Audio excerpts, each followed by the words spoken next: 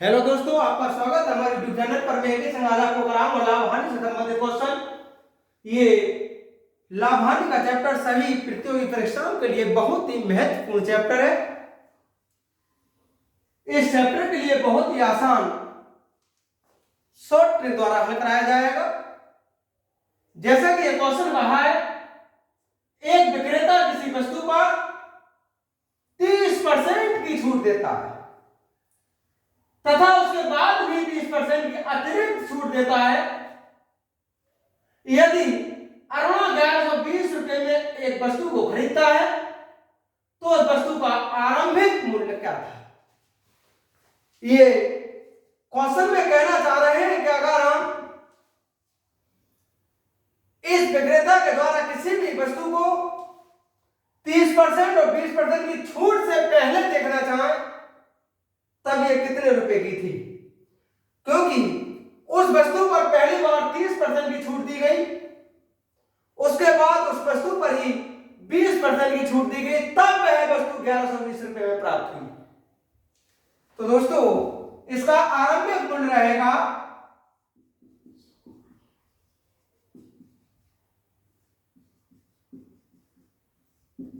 ये 1120 गुणा पहली बार 30% की छूट दी गई तो 100 में से ये 30 घटा दीजिए। दूसरी बार में 20% की और अतिरिक्त छूट दी गई तो इसे 100 में से 20 घटा दीजिए। ये होगा 1120 गुणा 100 डिवाइड 70 गुणा 80। ये हुआ 1120 गुणा 100 और 7 अट्ठे 56, 56 दूनी 112। ये हुआ 2000। क्वेश्चन ने कहा था बताइए उस वस्तु का आरंभिक मूल्य क्या था। तो दोस्तों, उस वस्तु का आरंभिक मूल्य था 2000 रुपए। इसका ऑप्शन नंबर ए करेक्ट होगा।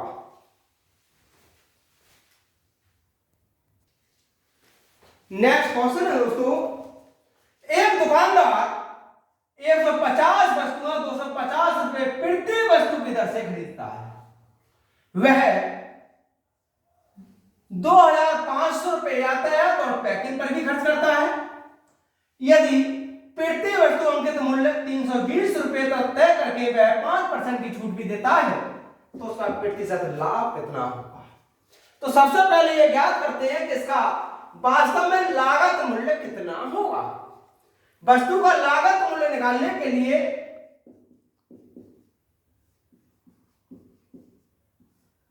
एक वस्तु 250 रुपए की खरीदता है और वस्तुएं 150 खरीदता है तो 150 गुणा 250, लेकिन 2500 रुपए यातायात पर भी खर्च करता है तो वह भी इसका लागत मूल्य ही होगा।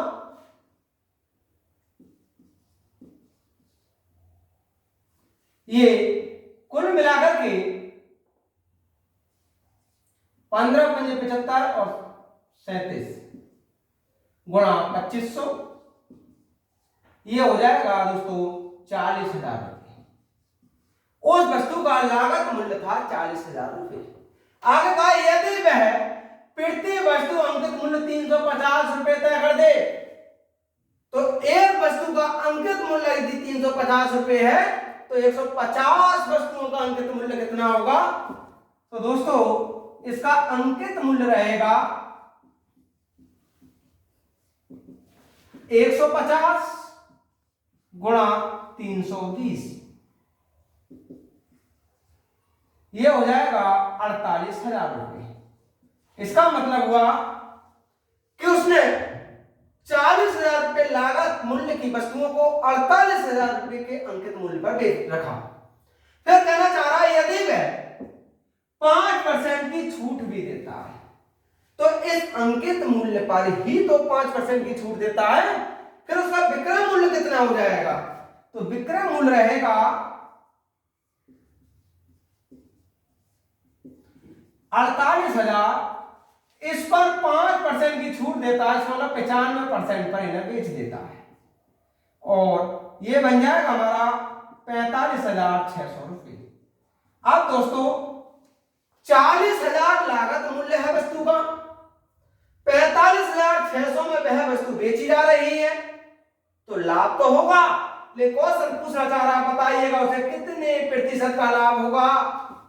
तो पहले लाभ निकालते हैं इसका। इस 45,600 में से 40,000 कम कर दीजिए, ये हो जाएगा 5,600 रुपये। इसका मतलब हुआ उसे 5,600 रुपये का लाभ हुआ। अब लाभ कितने प्रतिशत हुआ, ये रहेगा लाभ गुणा 100 बटा क्रय मूल्य। क्रय मूल्य रहेगा इसका लागत मूल्य 40,000। यहां से 14 चौका 56, 14%। क्वेश्चन ने कहा था तो बताइए उसका प्रतिशत लाभ क्या होगा। तो दोस्तों उसका प्रतिशत लाभ होगा 14%। नेक्स्ट क्वेश्चन है दोस्तों, यदि एक डीलर किसी वस्तु के अंकित मूल्य पर 10% छूट देने के बाद भी 5% लाभ कमाना चाहता है, तो उसे क्रय मूल्य को कितने प्रतिशत बढ़ाकर अंकित मूल्य पर तय करना चाहिए। तो मान लीजिए कि इसका जो अंकित मूल्य है वो 100 रुपये है। यदि इस वस्तु का अंकित मूल्य 100 रुपये है और 10% छूट देने के बाद, तो फिर इसका अंकित मूल्य 100 रुपये होने पर क्रय मूल्य कितना होगा।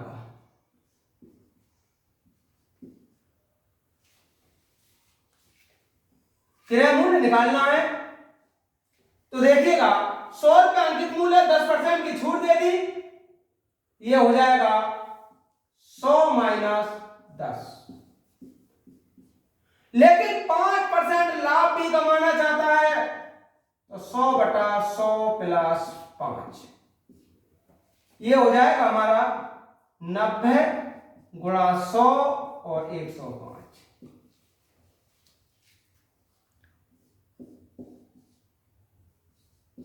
3 सत्ते 21, 3 तिया 9 और ये होगा 600 बटा 7 रुपये।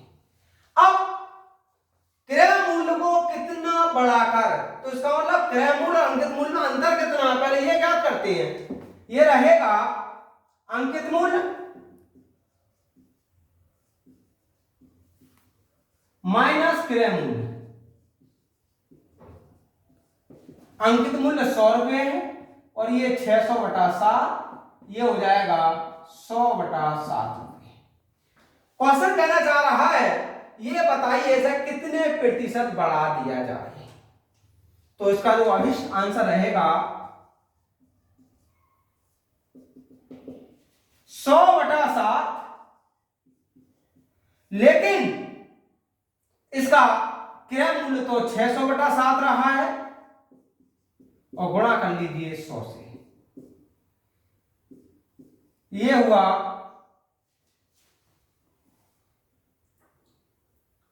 100 बटा 6 अर्थात 50 बटा 3, 16 सही 2 बटा 3 प्रतिशत।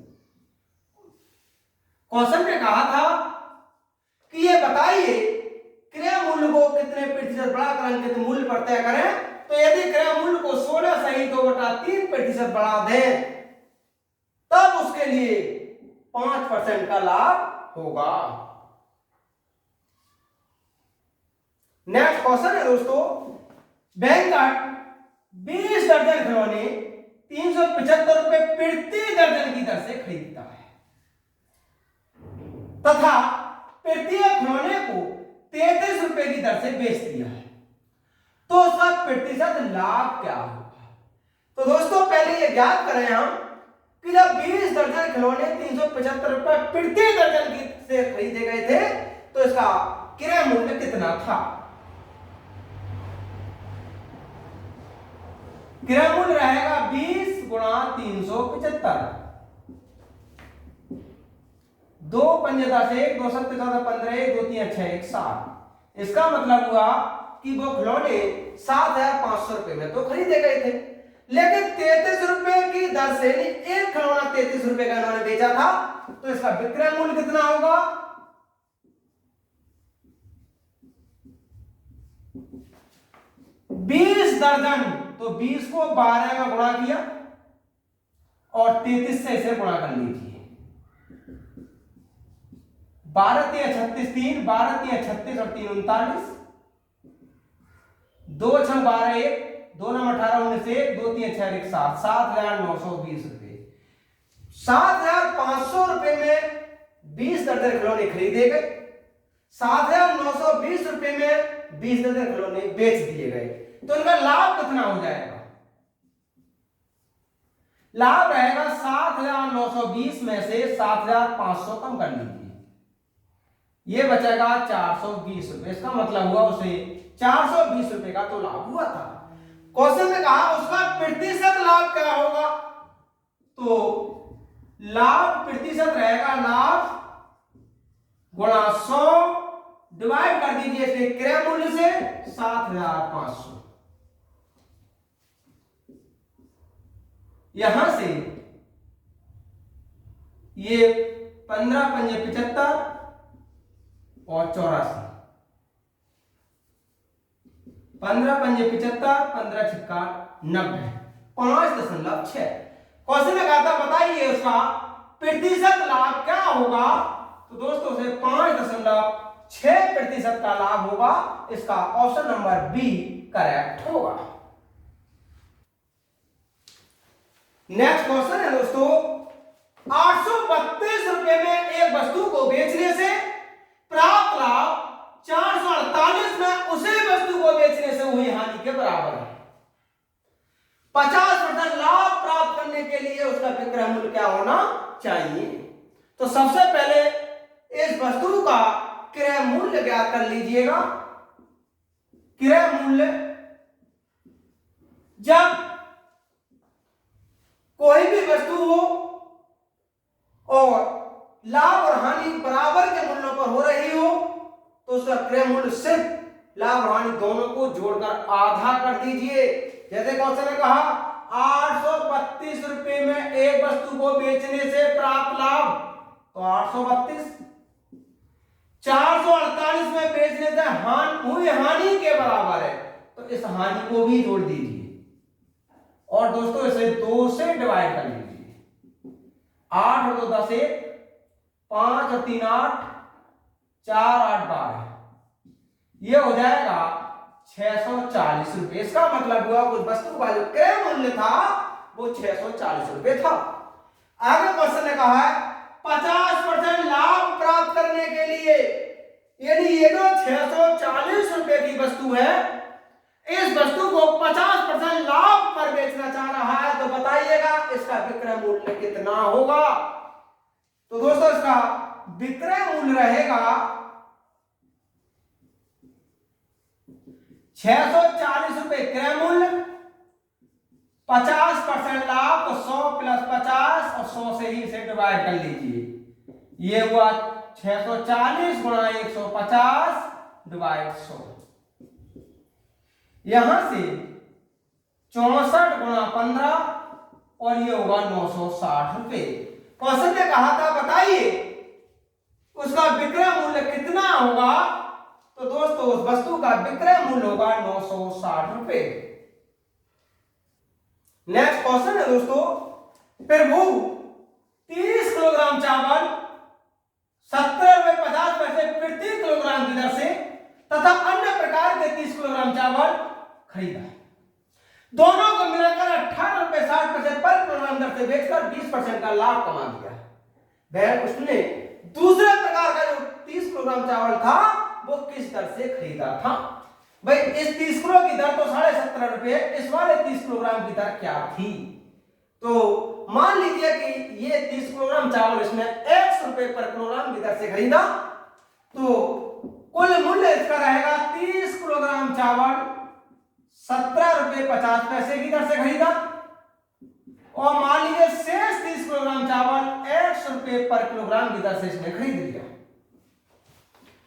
अब दोनों को मिलाकर, तो दोनों का मतलब 30 किलोग्राम और 30 किलोग्राम यानी 60 किलोग्राम 18 रुपए 60 पैसे प्रति किलोग्राम की दर से जब ये बेचा था तब भी इसे 20% का लाभ हुआ था।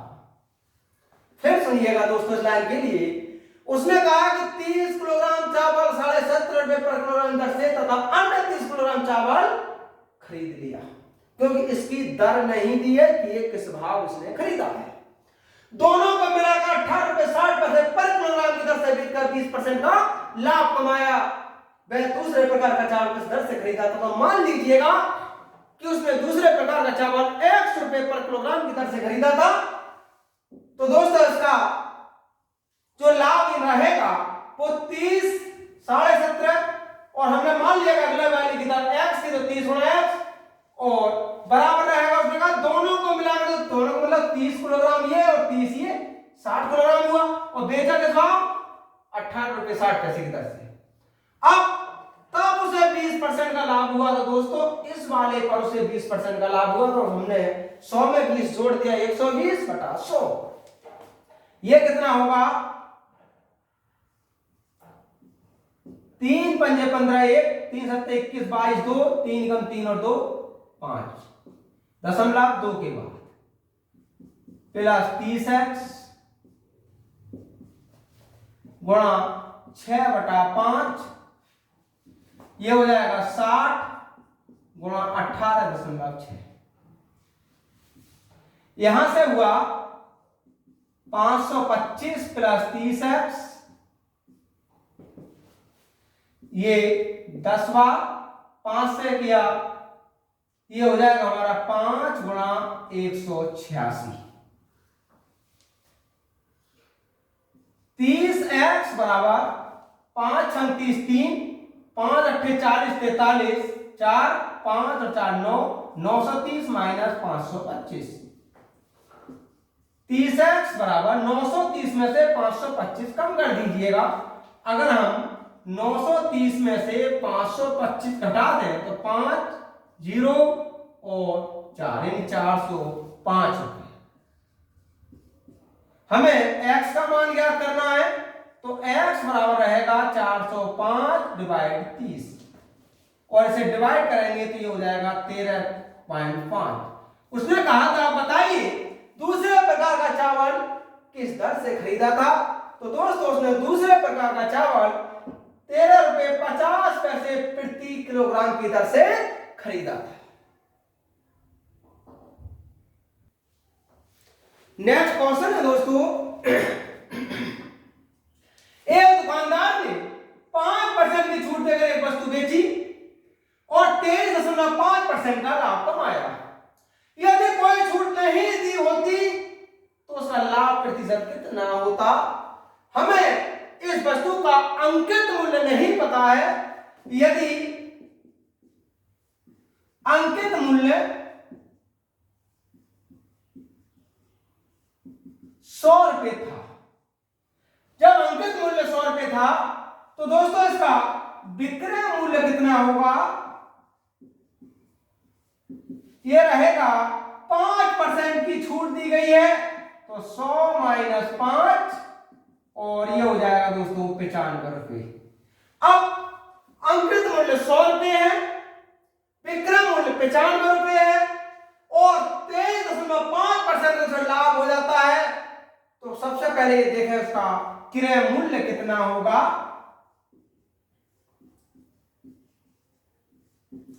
ये रहेगा 95 गुणा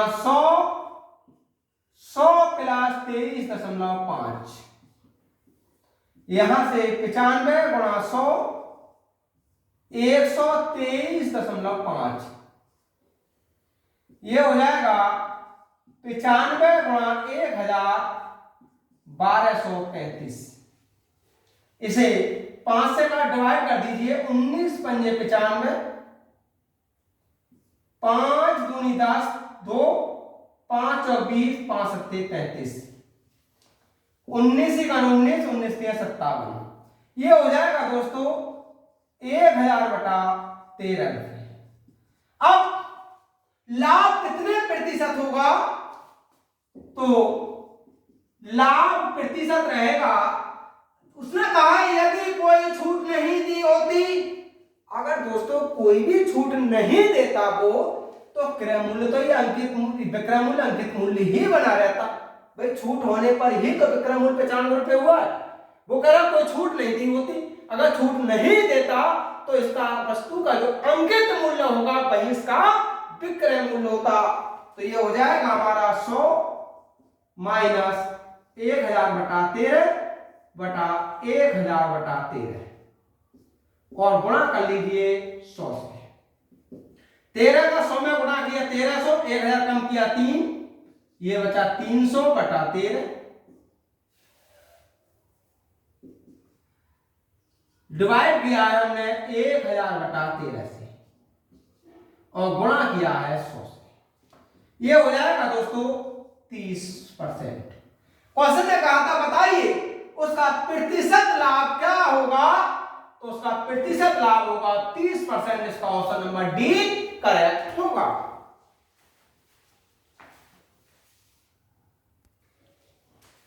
नेक्स्ट क्वेश्चन है दोस्तों, सूचीबद्ध कीमत पर 30% छूट पाकर दीपा ने एक पंखा खरीदा।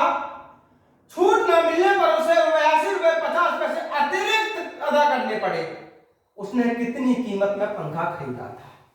कहने का मतलब क्या है कि यदि उस पंखे पर 30% की छूट मिल जाती तो 82 रुपए 50 पैसे कम हो जाती। तो इससे दोस्तों ये पता नहीं लग रहा क्या कि जो 30% छूट है वही तो 82 रुपए 50 पैसे है? अरे भाई फिर समझिए, क्वेश्चन कह रहा कि सूचीबद्ध कीमत पर 30% छूट पाकर दीपा ने पंखा खरीदा। सही है ना? बिल्कुल। छूट न मिलने पर उसे 82 रुपए 50 पैसे अतिरिक्त अदा करने पड़े। तो अतिरिक्त अदा करने पड़े तो इसका मतलब यह हुआ कि अगर उसे छूट मिल जाती तो ये 82 रुपए 50 पैसे उसे अतिरिक्त अदा करने नहीं पड़ते। जब अतिरिक्त अदा करने नहीं पड़ते तो इसका मतलब हुआ कि जो 30% छूट दी गई थी वह छूट ही 82 रुपए 50 पैसे है। तो सबसे पहले हम ये देखें कि इसका वास्तव में सूचीबद्ध कीमत है कितनी। तो सूचीबद्ध कीमत ये रहेगा 82 रुपए 50 पैसे गुणा 100 बटा 30, क्योंकि 30% की छूट दी गई है। यहां से 50 बटा 30 ये होगा 3 दूनी 6, 3 सत्ते 21, 3 पंजे 15, 275 रुपए। अब जो इसकी सूचीबद्ध कीमत थी वो तो 275 रुपए थी। आगे ये कह रहा है छूट ना मिलने उसने कितनी कीमत में पंखा खरीदा। तो क्रय मूल्य रहेगा इसका इस 275 रुपए में से 82 रुपए 50 पैसे कम कर दो, क्योंकि उसे 30% की छूट तो मिली है। और ये हो जाएगा 192 रुपए 50 पैसे। इसका मतलब हुआ कि उसने उस पंखे को 192 रुपए 50 पैसे में खरीदा था।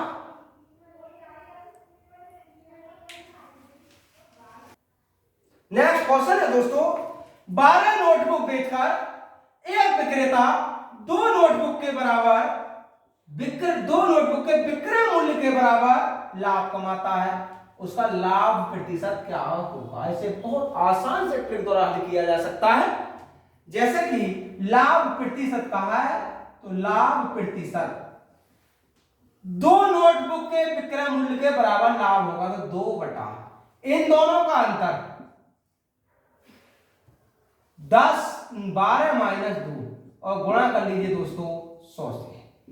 ये हो जाएगा 2 गुणा 100 बटा 10 और ये हो जाएगा 20%। उसने कहा था उसका लाभ प्रतिशत क्या होगा, तो दोस्तों उसका लाभ होगा 20%। नेक्स्ट क्वेश्चन है दोस्तों, एक वस्तु को 96 रुपए में बेचने से प्राप्त लाभ 84 रुपए में बेचने से प्राप्त लाभ का 2 गुना प्राप्त होता है। वस्तु का क्रय मूल्य कितना होगा? अगर मान लीजिए इस वस्तु का क्रय मूल्य x रुपए है दोस्तों, यदि क्रय मूल्य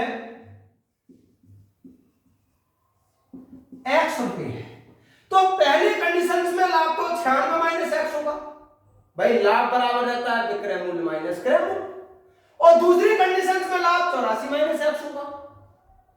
तो क्वेश्चन ये कह रहा है कि 96 रुपए में बेचने से जो लाभ होता है, तो ये हो जाएगा लाभ दोस्तों 96 माइनस एक्स। ये वाला लाभ 84 रुपए में बेचने से जो लाभ होता है, तो ये हो जाएगा 84 माइनस एक्स। इस लाभ का 2 गुना है। फिर समझिए, हम एक वस्तु को 96 रुपए में बेचते हैं तो जो लाभ मिलता है वो 84 रुपए में उसी वस्तु को बेचने पर प्राप्त लाभ का 2 गुना है। तो दोस्तों अगर उस वस्तु का क्रय मूल्य x रुपए मान लें, तो पहली कंडीशंस में उस वस्तु का जो लाभ रहेगा वो तो 96 माइनस एक्स हो जाएगा, लेकिन सेकंड कंडीशंस में उसका लाभ 84 माइनस एक्स हो जाएगा। तो उसने कहा है पहली कंडीशन वाला लाभ दूसरी कंडीशन वाले लाभ का 2 गुना है। ये हो जाएगा 96 माइनस एक्स, इसका गुणा कीजिए 2 चौक 16 168 माइनस 2x, माइनस का x प्लस का 2x 168 माइनस 96, ये बचा x, यहां से बचा 2 और 7 72। क्वेश्चन में कहा था तो वस्तु का क्रय मूल्य कितना होगा, तो दोस्तों उस वस्तु का क्रय मूल्य होगा 72 रुपए। इसका ऑप्शन नंबर ए करेक्ट होगा।